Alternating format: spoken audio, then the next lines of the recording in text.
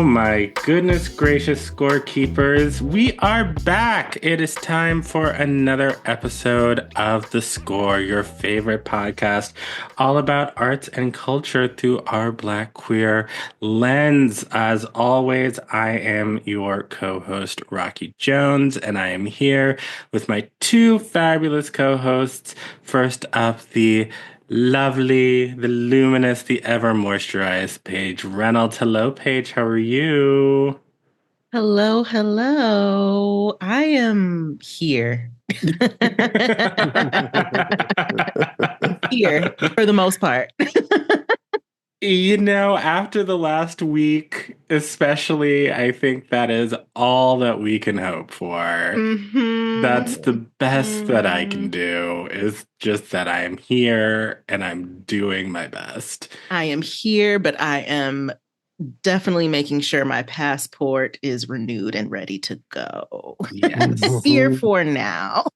Is there any sort of because mine still has 4 years on it. Should I renew 4 it years on it? now? Oh, 4 years. I see what you're saying. I don't know if you can. Yeah, I don't think so, right? Yeah, I don't know if that's a thing. Okay. Well, that'll be interesting.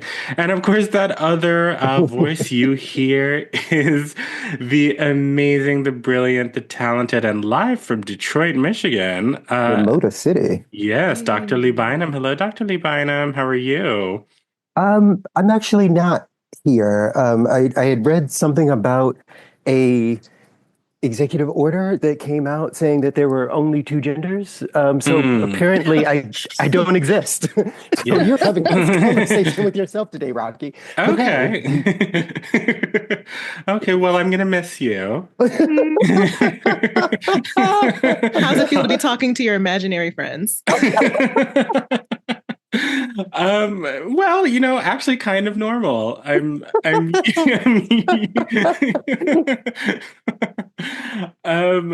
yeah, I don't even know what to say about that. How are you both feeling? I'm so sorry. God. I'm like coming up with like fun terms for it right now, like gender fugitive, like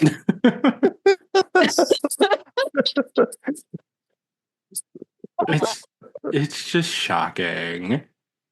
yeah. It's just mean and stupid. Do you know what I mean? Like it's mean and stupid. A lot of it's just mean and for there's not ever going to be an upshot for anybody of it. And I try to put myself through this process of trying to understand from somebody else's perspective what is informing their behaviors, right? Like I never want to be one of those people who's like, people aren't voting in their own interest, because that's not usually how that works. You may not understand what their interests are, right? So I've been really trying to figure out it's something from haven't figured it out yet. Maybe by the next show I will have an answer for you. But yeah, I have just been really trying to laugh a lot so that the gravity of what's happened doesn't like start weighing on me in ways that I can't like get stuff done. Yeah. Yeah. Get out from under. Yeah, because it's so much. And like an idiot, I sat there and read like every single executive order.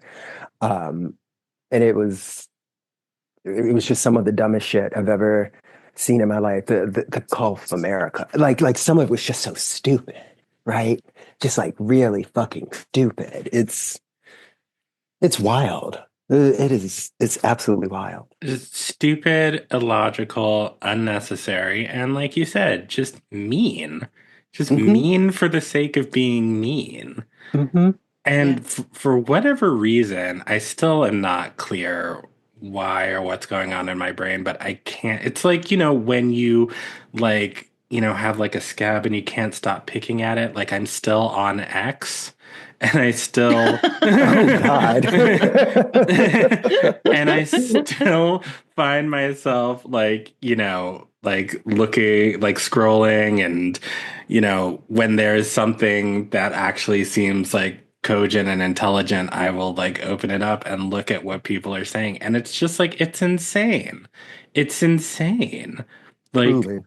the way that people are reacting positively to this. And of course it's the X community. It's not like the majority of Americans, but like even still, like I got this message from like I posted a post on Instagram on Monday that was just like, I'm just doing the best I can, I'm not going to give up, and I hope, nobody else does either. And I got this message from an acquaintance, a white woman acquaintance that just pissed me off so much. Like, well, we can all disagree ideologically, but just know that you're still cared for. And it made me so What? angry. It What? made me so angry.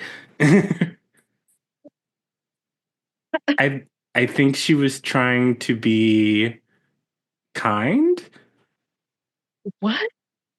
but it was just like, no, that's really not how this works. That's really Like the not. She could have kept delusion. that. She The could have kept that. delusion. She could have kept that.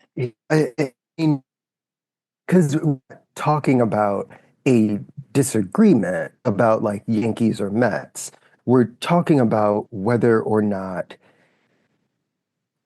some absurdly significant percentage of this country gets to have a basic set of rights. Yes. This isn't I know that you don't actually think I'm a person with value, but we can just put that aside so that we can talk about last episode Drag Race. I mean, like, I don't know. I wouldn't have known how to respond to that. I feel like something like that would have broken my brain. I didn't Trying, respond to it, and it did break my brain. God. Like, even if you thought that, why you would say that? Why you would feel the need to say that? Like, what purpose does that serve? Like, that's supposed Mhm. to like provide comfort right No, now? not at all. That was a completely self-serving Mm-hmm. statement. That Mm-hmm. she was trying to make herself feel better. Yeah, absolutely. 1000%. Absolutely. And I do Yep. know that this person is going through it right now. But that does not mean that you need to put that on me.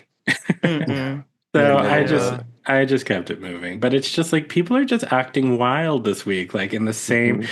in the same but very different way. Like, sort of post George Floyd, where I was getting like text messages from white people I hadn't talked to in 10 years, like, I'm so sorry. Oh my God.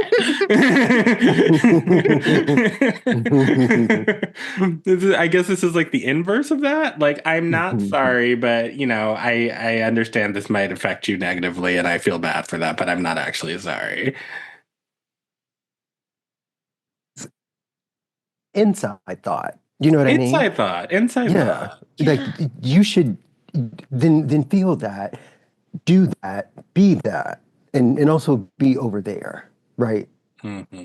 Mm-hmm. Mm-hmm. Yeah, Just like, my isn't there like a group chat of other white people somewhere in your phone? I don't know. I mean, I would think so. Isn't that where they come up with all these cockamamie ideas? No more Black History Month, no more pride flags. They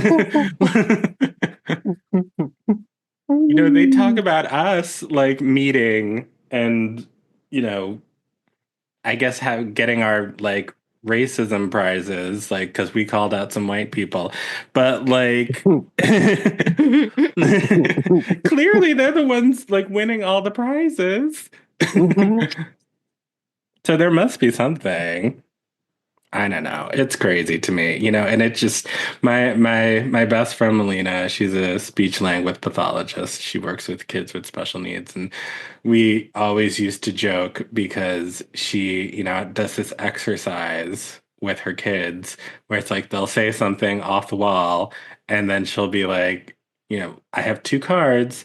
One says say it and the other says think it. Which one should you have done? in this situation. Say it, think it.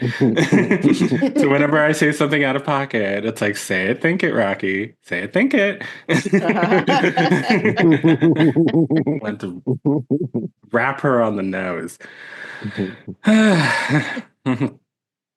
Anyway, but I hope all of you out there are doing whatever you can to protect your mental health during these crazy times. We have got a long few years ahead of us, but at least it'll probably provide lots of fodder for this show.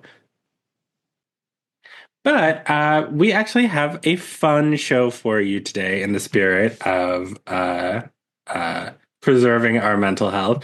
And I'm so excited because we are starting season 2 of Noah's Ark, our journey back to the Yay! 2000s. And I had a good old time watching this. Yeah. I feel like it's getting better and better and better. I I told agree. y'all Yes. the second Okay. season is agree. great. You did. You did tell us. It's getting juicy.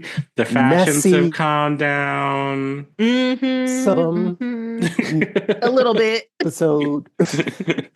A little bit. Not The Noah's corset, outfit. the shirt. My God. That's the one I was going to mention. When he took Kenya to the When they're at playground the with playground. Chance. Yes. Yeah. That was when the teeny tiny scarf.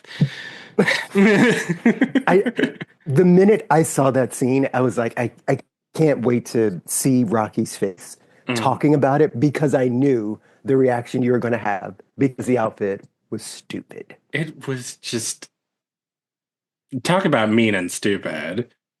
That's what that outfit was. It was an assault on my eyes. But we will get into all of this and more right after the break.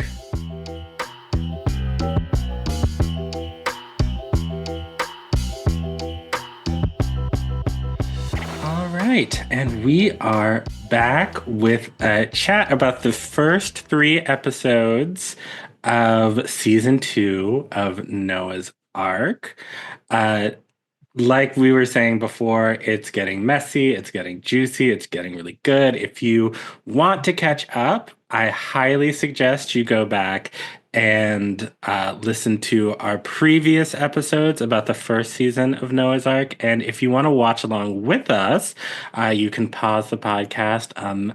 All the episodes are on Paramount Plus, or YouTube TV or Amazon for a small fee. And I know right now we all have feelings about giving these Money to Jeff conglomerates Bezos. money and Jeff Bezos money, but am I going to say it's worth it? I don't know, but I'm having fun.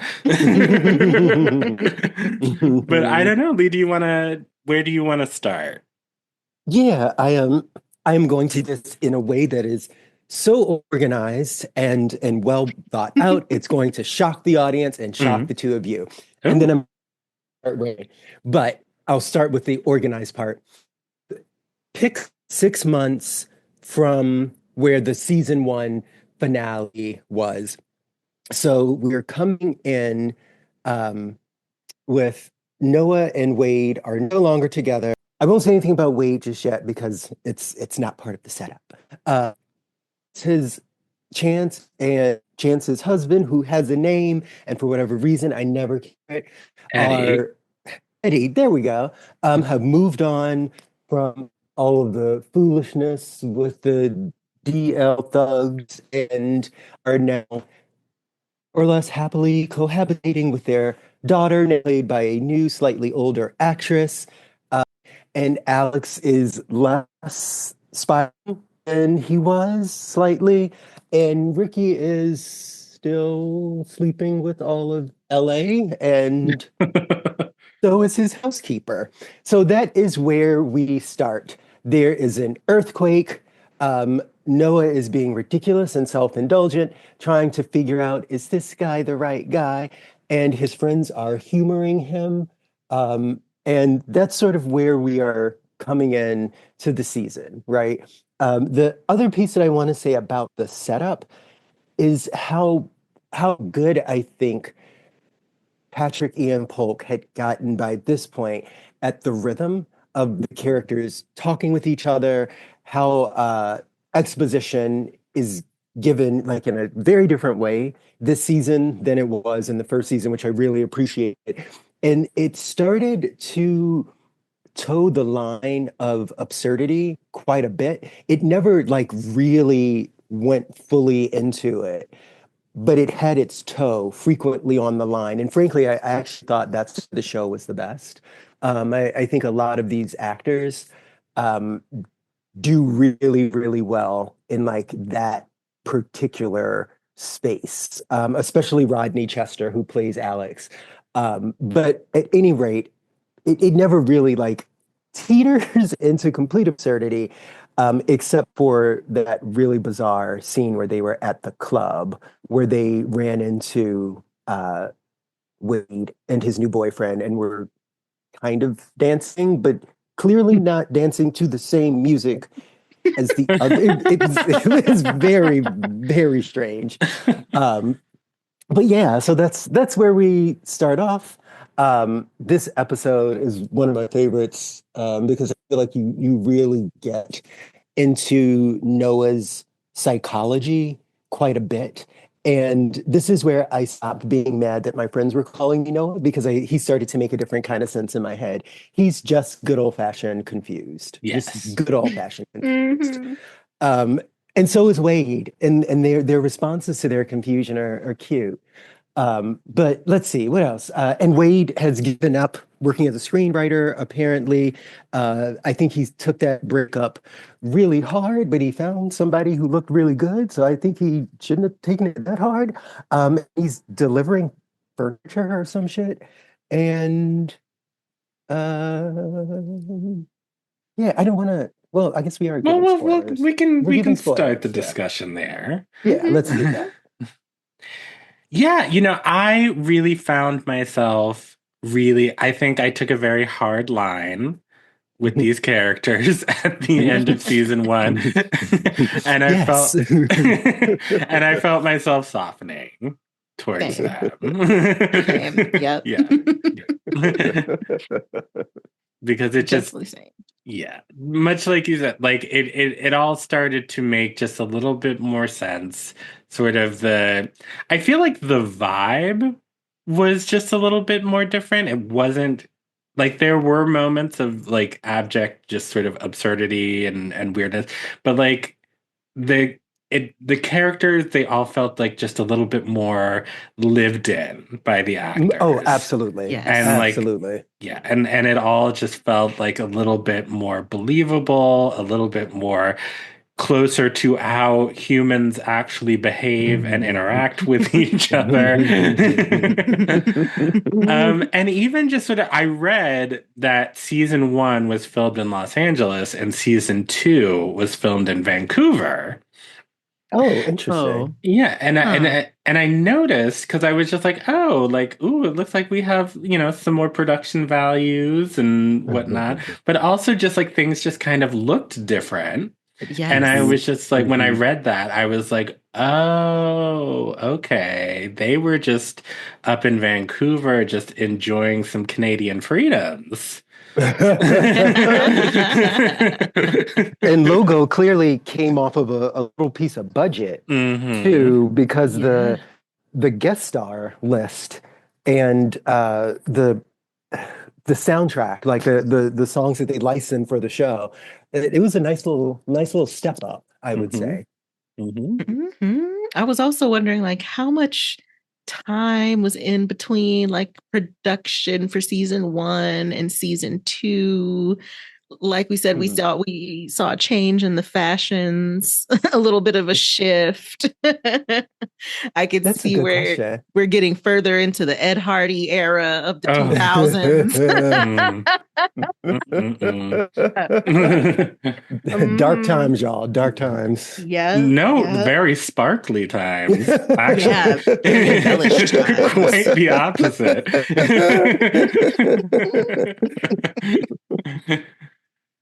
Yeah, I was like, count how many like count how many graphic tees you see with sparkles and skulls on them.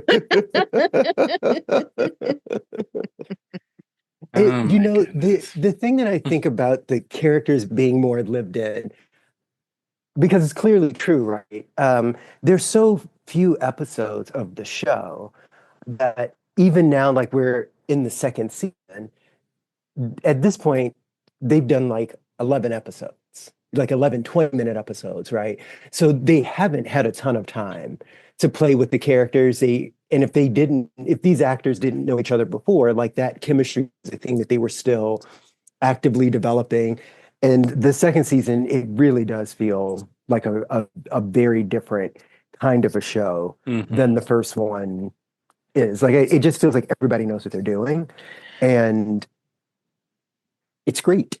Yeah, and in the very first discussion we had about it, Lee, you sort of made the comparison to Sex and the City. And I feel like these three episodes really were a lot more like Sex and the City than I think like the first season was. Because I think it was, a lot. I think the vision was a lot clearer. I think the writing, the acting, the storytelling was a lot bolder. And of course, it was just a lot more sexual. We had Sure was. it sure was. We had like a whole lot more just, you know, nakedness and kissing and touching and just general just expressions of gayness and gay men in Mhm. relationships and this sort of I think oftentimes it's like when you have gay characters it's just sort of like hinted at that these men have sex with each other and here it's just like oh no they be fucking all the time. And you're gonna see that. And I thought that was fun and cool and titillating. And then thinking about like 2006, it was just like Mhm. you really did not see Yeah. that.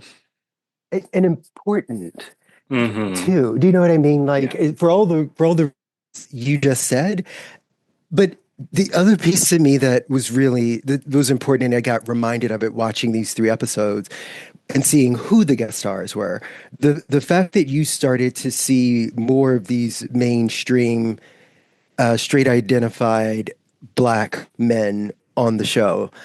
Rockman Dunbar and Patrick Ian Polkett had a creative relationship before this, so it wasn't as surprising to see him. But Raz B being on it at that point to me was always something kind of significant because I mean, we don't now see young black men in pop music sort of heterosexual black man in pop music being comfortable in those kinds of spaces. So 20 years ago, when he popped up on that episode, delivering a really important message around HIV and separation from HIV and AIDS, the whole nine, like that was an important thing to see. It was Hmm. exciting to me, to see Keith Hamilton Cobb, who played Quincy. We only see a very small snippet of him. He has a bigger role as the season continues, but he's a huge star on daytime TV. He had been on, I think, All My Children forever.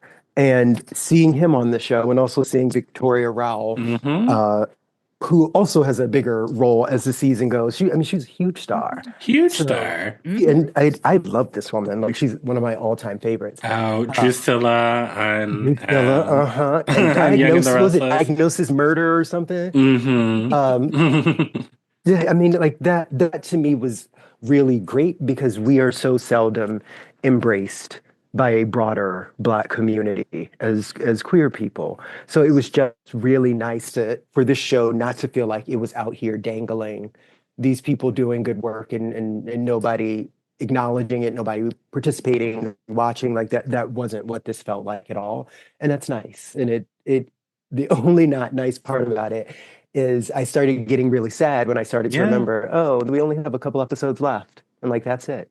Uh-huh. I started to get sad because I'm just like, I don't think that that would happen today. I think that we have taken Mm, this, hmm Mm. insane left turn into conservatism. And it's like, 20 years ago, we all understood this and like it was fine. It was cool. It wasn't a big deal. Like, we're all just humans just trying to live our life. And, people have relationships and friendships and sex and da da da da da da da. And queerness is beautiful, but it's also achingly normal. And Mhm. it's like now we can't have that conversation. And I can't imagine, anyone who like the Ross B of 2025, I don't know, who would that be? The child, I don't know. I was trying to make an analogy when I was Yeah, yeah, saying it, Gen didn't know any of Z these people. Rosby. I don't know, I Kai mean, somebody Cenat. who would like show up in somebody who's, I don't know, a celebrity, but would show up in gay media and like support it. Like, who Hmm. would that be at this time? There's one little rapper, NLE Choppa. He said Hmm. like some Oh, I really, know who that is. yes. He is very open about his support. He's just like, yeah, I'm gonna perform at the Pride festivals. Yeah, I love it that the gays love my song. Like, Oh, I am okay. secure in my sexuality. Okay. Like he is, it's actually, yeah, really, really great to watch him. But Well, like, shout out to NLE Choppa. I don't know who else. I Yeah. don't know who else though. I really don't. Cause I'm even Well, thinking of how some of like there's definitely been a regression because I even think about people's reaction to some of the storylines in P Valley, Hmm. um, Hmm.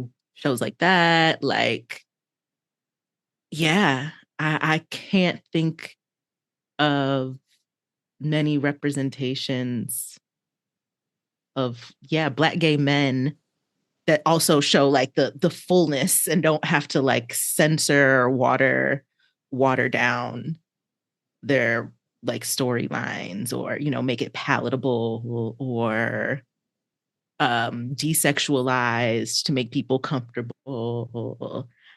I'm not seeing as much as that. No. Mm. well, okay. This is getting depressing. Yeah.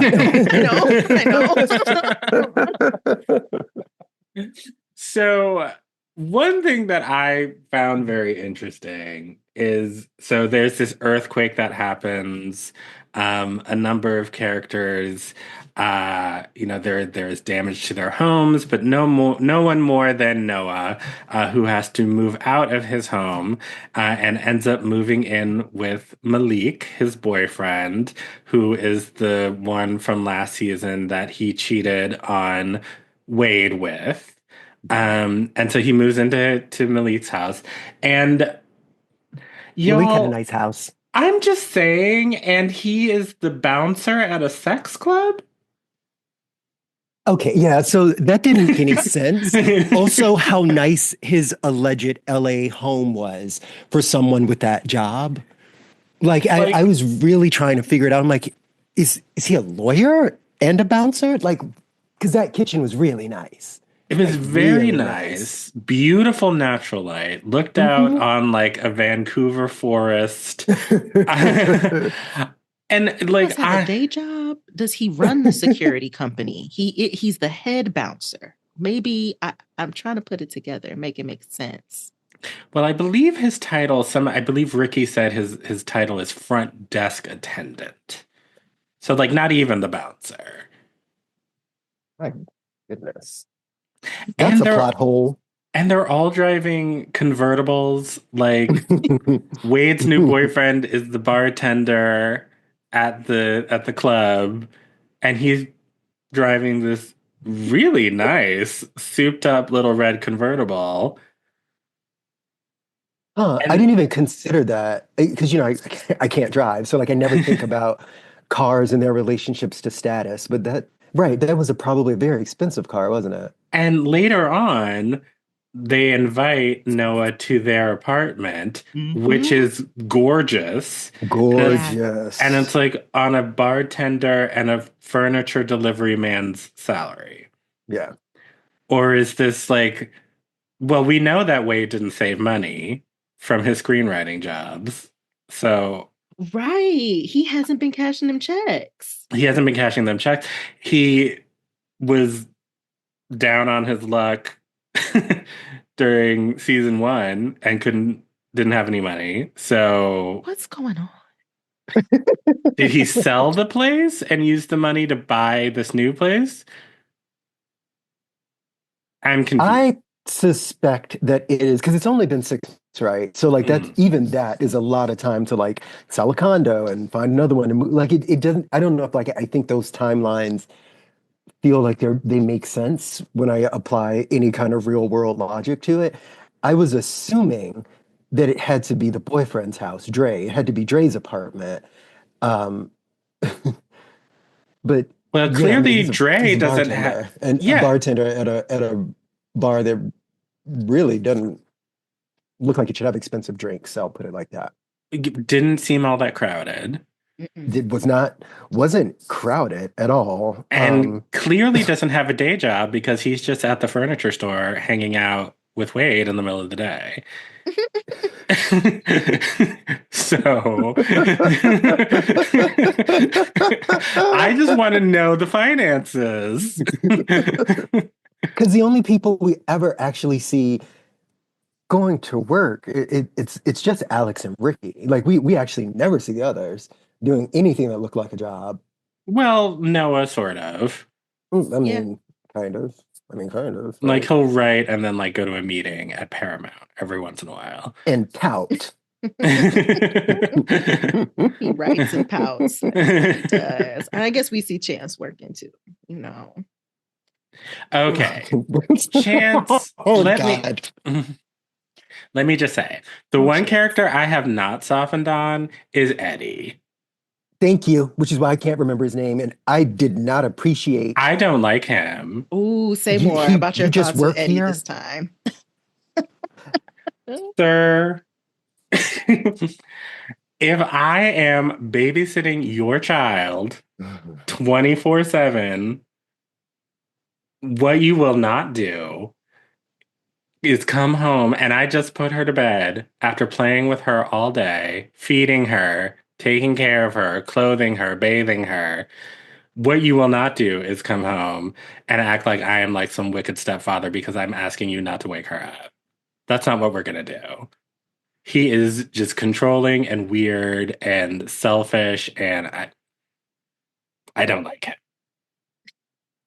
And so that scene actually didn't bother me as much. I was kind of on Eddie's side with that because I was like, you didn't have to put that girl to bed at 7 because she was on your nerves. Like something about that was a little weird. I don't think I it was didn't. because she was on her nerves. I think it was because it's bedtime. She's I like was kind of on 4. Eddie's side too with that Were one. Just a little you? bit. Yeah, because I'm like, yeah, you didn't have to put the child to bed early. And I get it. Yeah, you've been playing with her for 4 hours, but also this is what you signed up for. Right. Hate to Yeah. break it to you, but like this is what it is. Parenting. Welcome. I guess I didn't take it as he was putting her to bed early. I'm just like, isn't that a normal bedtime for like a young child? 7? 7:30? I think she's probably A, too old to be sleeping in bed with them, and B, Yes. probably also the impression I took from the scene was like, I'm trying to get my work done.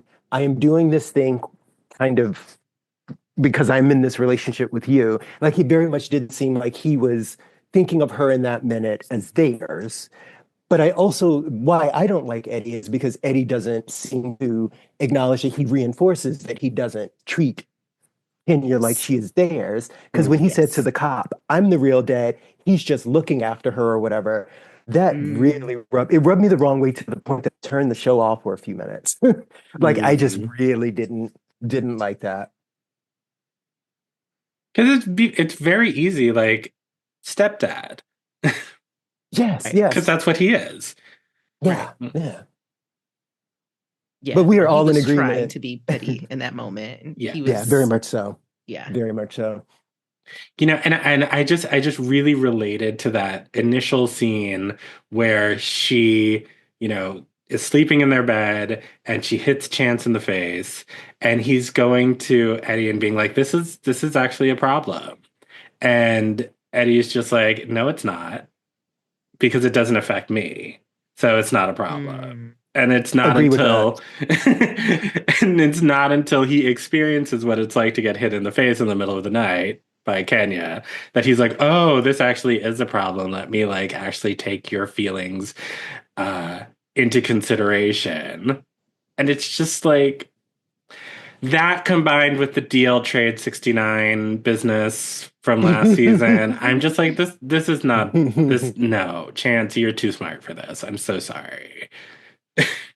Yeah, it's seems like the two have some important conversations that need to be had Yeah. about their place in each other's lives, maybe the full reality of what it means to live together and parent a child together. And I don't know. There's times where I'm just like, I don't know if y'all trust each other like Hmm. that. Well, why would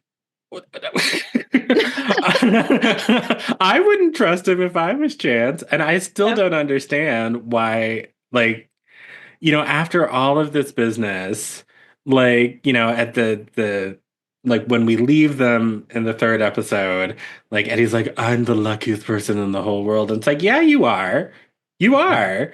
You really, Mm. really are. You have free childcare and you get to be as selfish as you want. And Chance is just like, okay. And I don't understand it. Mm. I don't get it either. And I remember wondering the first time I watched the show how long they'd been together because I also always got this Yeah. sense of basically what you were saying, Paige, they just hadn't talked about any of the big stuff No. or a Mhm. lot of the medium-sized stuff. And you kind of hope, well, maybe they've been together like 2 years. Like they're just talking about things they're now approaching them, but that also doesn't really make sense given kind of everything else we know about them. And also, I can't remember where Kenya came from. Like, did they establish that Eddie had been married to a woman They for, they never mentioned it. They it's yeah, just he has a daughter yeah, and he's raising the daughter. And they yeah. never talk about Kenya's mother. At least they haven't yet. Yeah, not I that don't, I I can don't know if they do. recall. Yeah, they're both given the vibes of people who just kind of like go up the relationship escalator because they think it's what they're supposed to do. Like Hmm. we Hmm. we love each other. We are both grown people who handle our business. Naturally, we move in together, right? Oh, you have a kid, so it's the right and responsible thing to do if I love you to help parent that kid. And then we get married and then we're, And we without. try to get married in a church. Right. Right. We tried to get married in a church at that. And it's just like going through the steps without actually fully checking in about like what it means for each of your lives and how they're going to change and like how much trust you actually have to have with each other to intertwine your lives like that. It just sounds like there's Hmm. some important conversations that they have not had. Yeah. Yeah. And it's Yeah, just completely. also completely. And it's just, you know, I don't know what Eddie does for a living, where he can be on AOL Instant Messenger talking to DL hung top 69 on his work computer. But On but his work also computer. but also like like it feels like this very like leave it to beaver moment where like Eddie's like I'm having my boss and his wife over for dinner, we really have to impress them, and it's just like, and then I'm sure we'll get to the twist of what happens when the bosses and their wives, but but also like these women that he invites over are like pretty homophobic, and I'm just Yeah. like, also you're like inviting like homophobic people into my home and like forcing me to interact with them, like. What are you doing? Like, also, you're like now you're like putting my safety at risk. Like, I just for And can I what? also say For that the what? curious homophobes are almost more annoying sometimes. You're Mm, clearly homophobic because you wish you could live as free as some of the rest of us do. It's You the vibe literally, we're giving. Like, you are curious. You are curious. You're wondering what goes on over here and what it's like. she literally said, "Can you imagine the mailman and everyone knowing that you're homosexual?" She literally said that.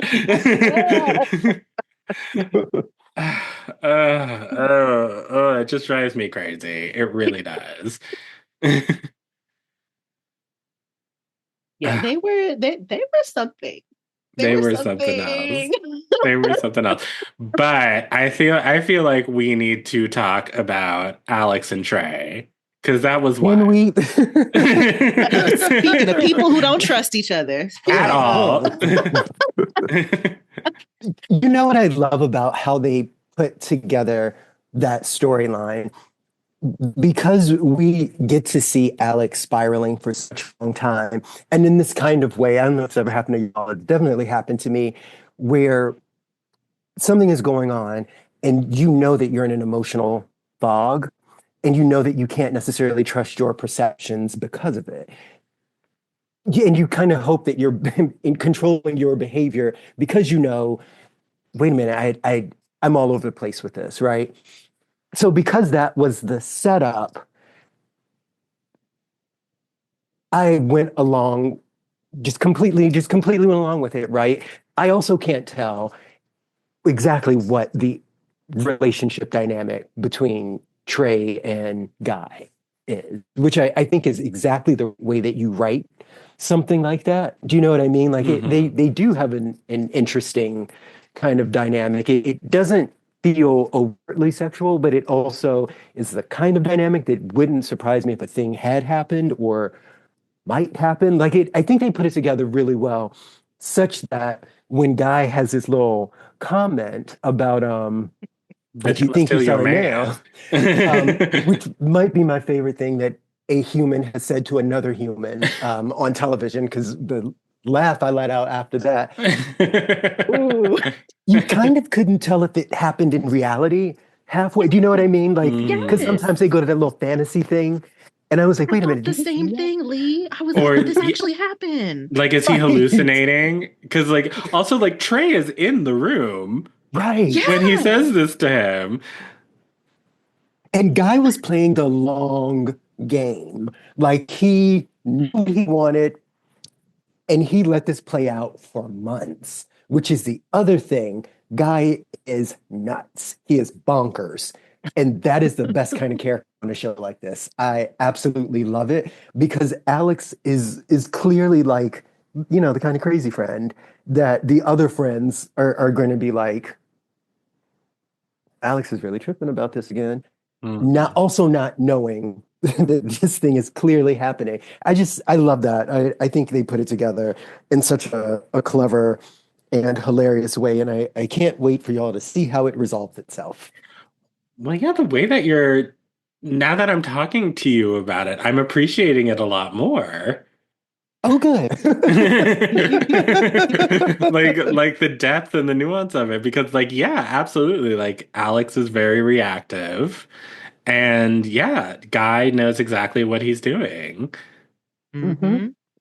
hmm Mm-hmm. Yeah, I fully gasped at the end. Yeah. Comment. It was I wild. was It was good. wild. Definitely.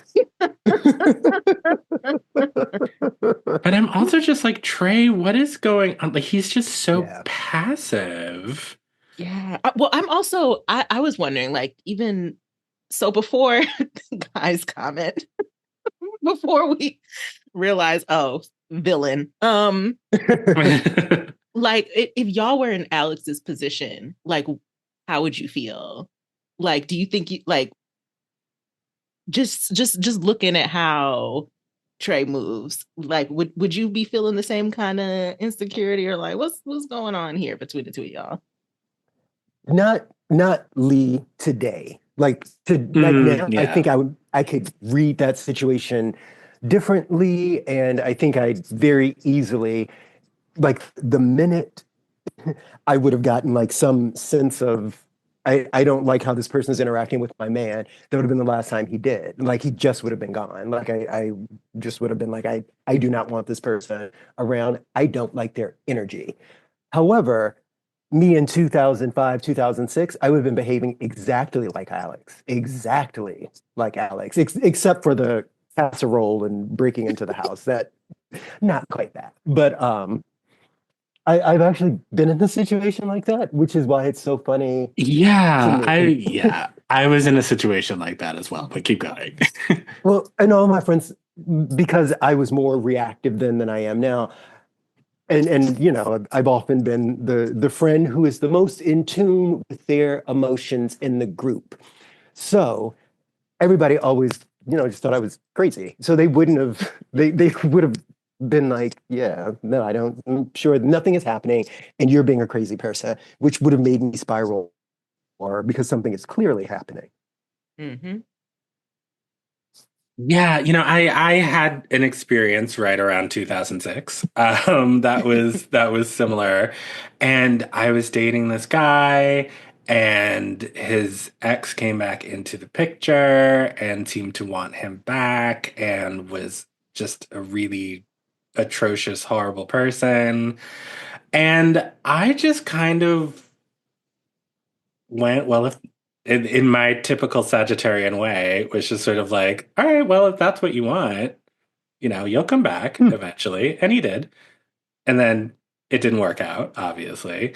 But I think now, today, yeah, I just would be very clear about like, I do not like this person's energy and I do not want them in my life and I don't want them in my space. Mhm. So make them leave. There's none of this like I remembered there was one moment with that ex where we were driving somewhere and the three of us were in the car and like he said something cute to me and I like like laughed and giggled or whatever and caught the ex's eye and like it was very clear that like the ex was having a guy moment inside their head like I'm bitch I'm gonna steal your man. And it's just like, nobody gets stolen, right? If he wants No. to go, that's, go ahead. And then like he comes back to me in 6 months and it's like, oh my God, she was crazy. And I was like, I know. That's why y'all broke up in the first place.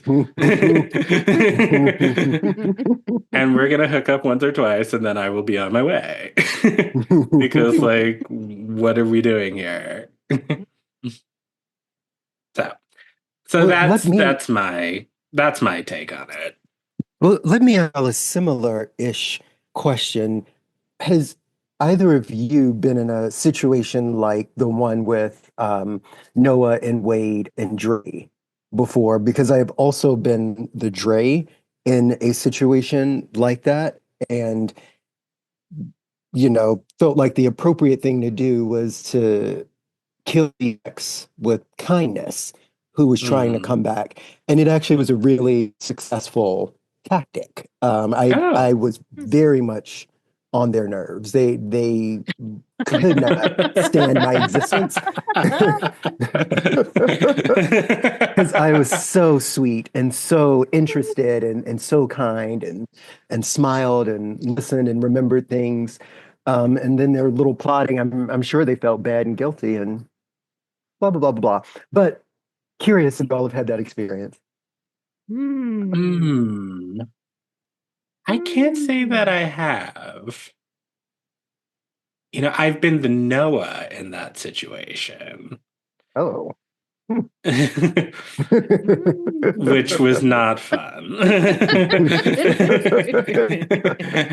And certainly did not work out at all. And I'm better for it. Um, but yeah, no, Yeah. I can't say that I've ever been the Dre in that situation.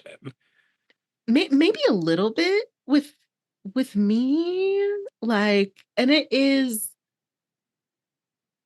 wasn't like I had yeah, my partner at the time, I wasn't being like super inviting to the ex, but there were like a few situations in which we were in shared space. Um, yeah, for especially like gatherings and stuff like that. And I could tell I could tell that this person was bothered maybe by how unbothered I am. I could tell he kind of didn't know what to do with it. Like, this is fine. Like, we're all just kicking it.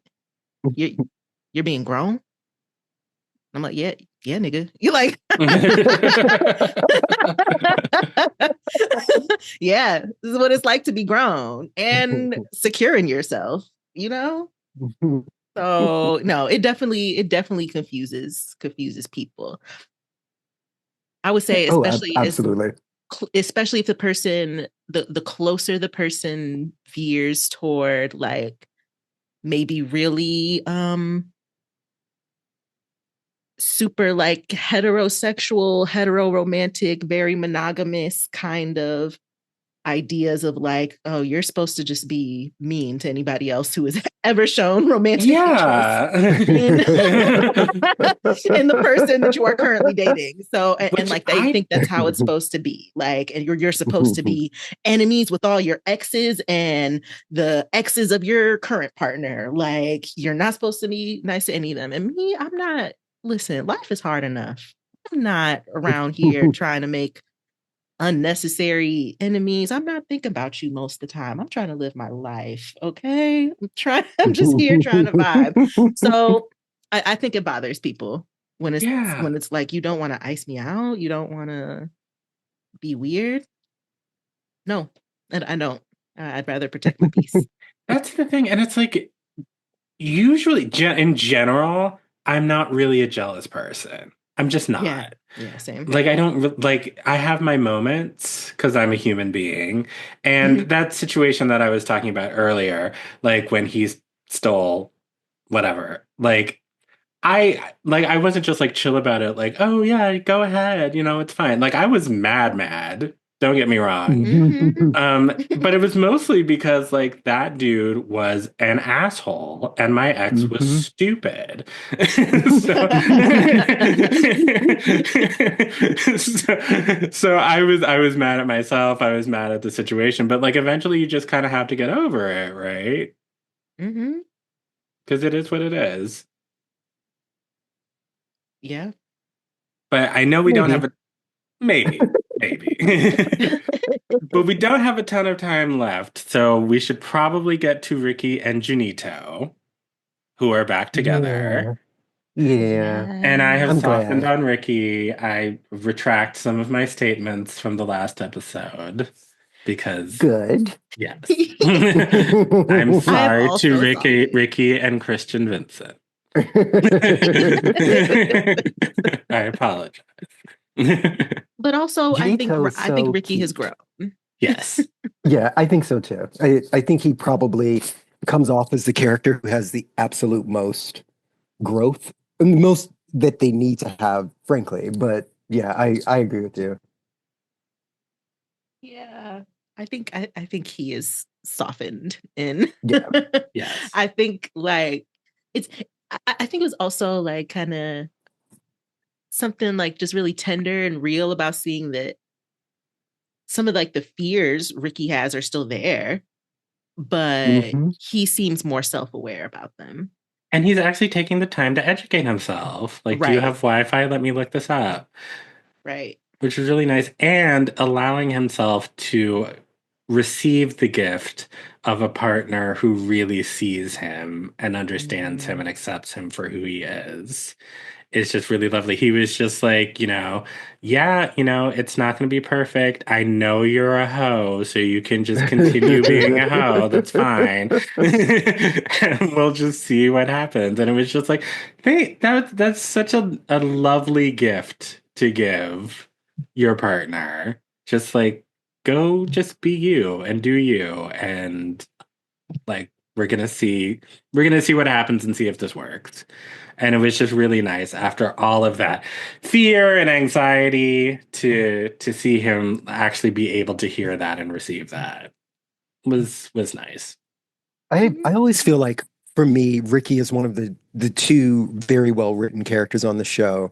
The other being Chance. Like I feel like they both like Ricky has a beautiful arc over the course of the two seasons, and I feel like Chance just gets really great lines that the actor delivers really well. And I think it was really on display, both of those things, like early in the second season.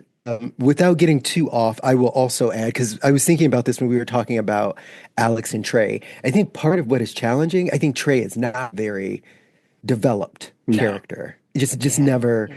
he's nothing more than the prop of being Alex's very pretty boyfriend, because I don't think that he really ever had a function in the storyline other than that. And it's kind of too bad because I found him interesting. Like the way Gregory Keith plays him is he's actually a very interesting person, but we just kind of never we just like never got enough of him to ever really understand what was in his head. I feel like maybe the last time we were talking about the show, we were talking about, or I was saying, I could never figure out what Trey likes about Alex. Hmm. Mhm. Mhm. I Other than agree. the sex, I guess. The sex and the food, and he's And the funny. Well, I guess that food, is what yeah. well then, okay, then I do get it. Like when you say those three things, Those are oh, then very, I mean, those are yeah, important. of course, well, yeah, okay. Well, then I also take back what I said and I apologize.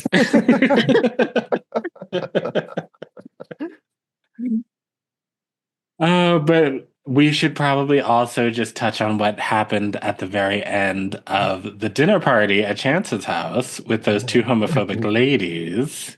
Ciao. No. When they were in there playing tonsil hockey, In feeling each other up, flagrante delicto. and not being like they weren't like hiding. They were No. like right in the middle. No. And the men are just like right outside. Like, what was happening? I was like, what kind of party is this? Because y'all might be having some other kind of parties with each other because this is not, it's getting y'all been did this. Y'all are bumping coochies. You are. Like, this is not this is not the first time. What is going on? And yeah, okay. Lee, without any spoilers, do we get any more about that situation? Yes, Oh, we oh, get a lot more about oh, that okay. particular situation. And it's much crazier than you think it's going to be. Oh my Lord. Okay. I can't So, wait. I mean, I'm I'm so assuming like excited. the husbands are involved in some way. So, without giving too much away, I'll say Victoria becomes a regular character on the show. I see. Yeah, Okay. yeah. Okay. They made a good. They didn't just randomly cast somebody very famous in that very small role. I They knew that they figured. were trying to do I it. figured. I figured. But it just felt like it. I mean, it feels like it sort of plays into that trope where it's just like you were saying, Paige, like the curious homophobes, very Mhm. annoying, but also there's a reason why they're curious. Mhm. Mhm. Because they want to explore, some of those secret desires. But it seems like they had been exploring and have discovered. It was Each just other. like each other, yes.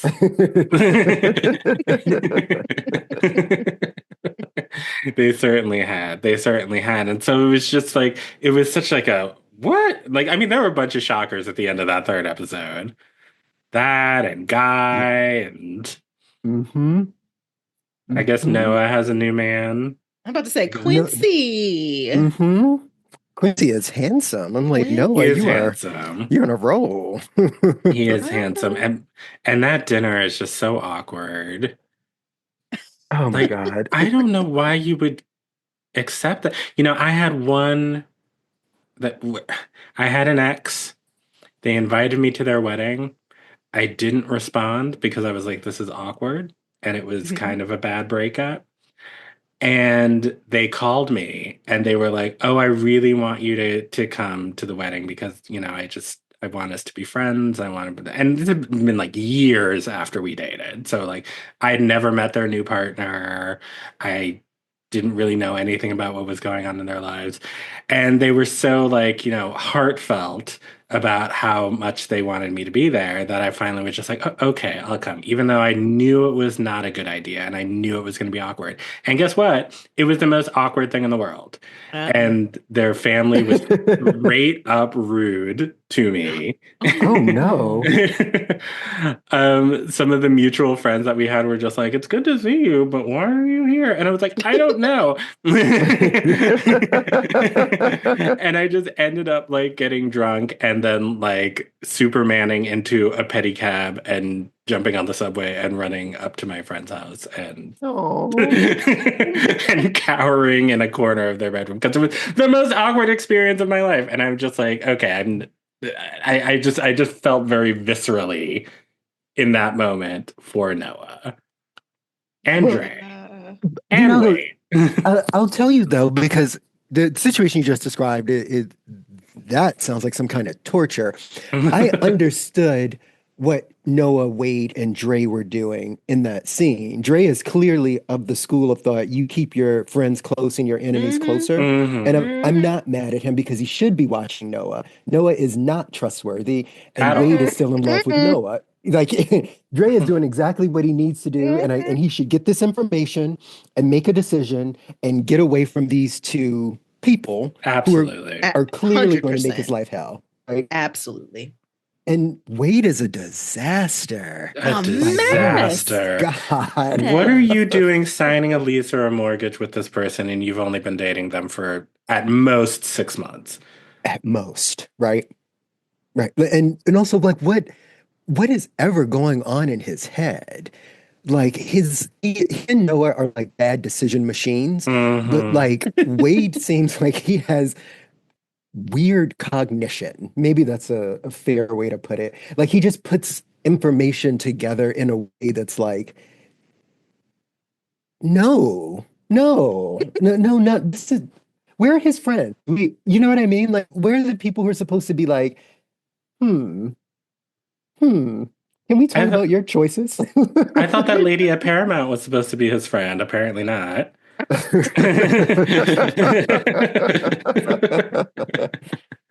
I enjoyed her little cameo. She's really funny. Yeah, but Yeah. Wade makes no sense. Noah makes no sense. Like, I'm just gonna walk home on Mulholland Drive by myself in the middle of the night because I'm the main character. It's called Noah's Ark. She's like, girl, you need to stop. I know it's 2006, so you can't call an Uber, but you need to stop. Let me walk home under the moonlight and cry. They do Oh my it. God. I just broke up with this very attractive man who treated me like a queen. So that I could be worried about Wade and his broke ass. Broke, insecure ass. Oh my gosh. I'm like, Noah, please. Are you just running from people who seem secure? Like, too too grown, little too sure of yourself. I don't want that. Well, as an upperclassman once said after I was dancing and accidentally spilled a drink on them at the West End, we were we were all freshmen once.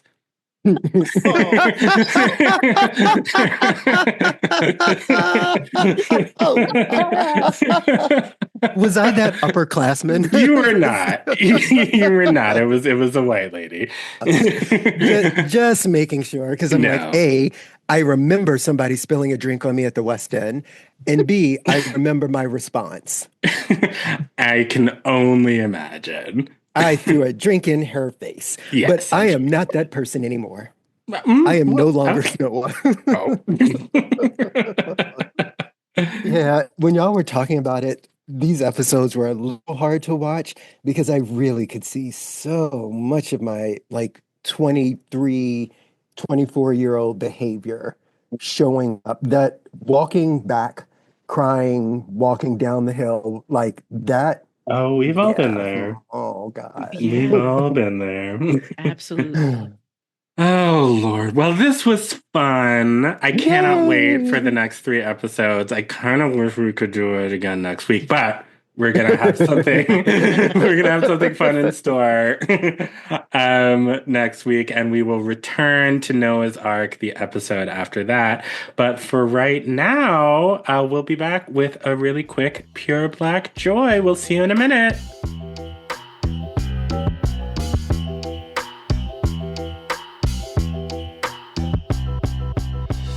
And we are back with Pure Black Joy. This is the segment where we talk about Black people, places, things, art, music, food, culture that is making us happy this week. And who would like to go first?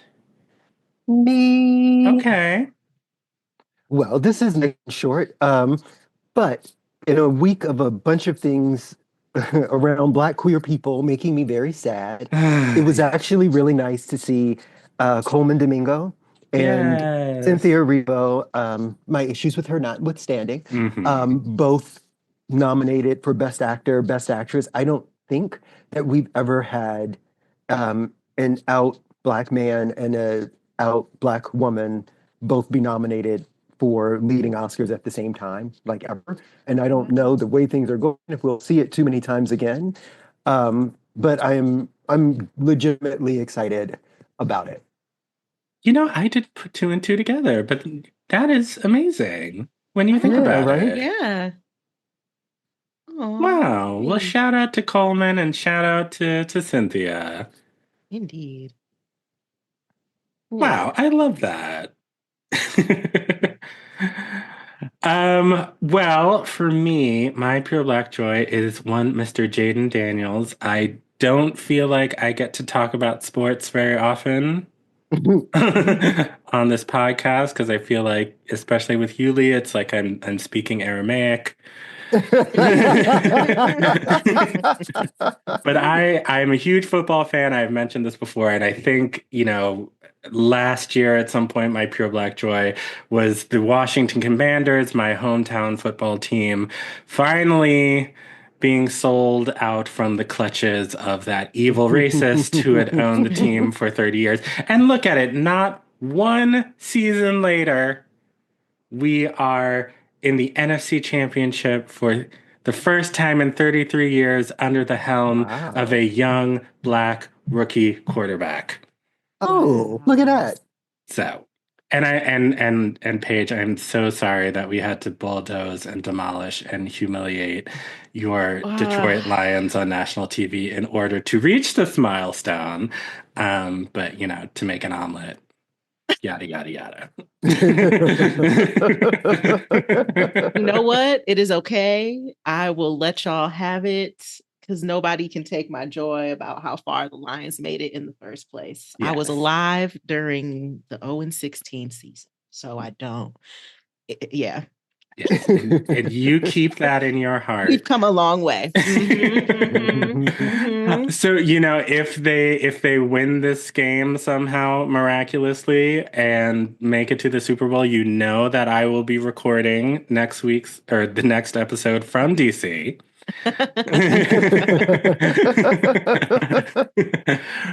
I don't know if that's going to happen. I guess we'll find out. But I'm just so proud of Jaden and the whole team, and I'm just so excited. And this has not happened since I was 10. I was 10 the last time that this happened.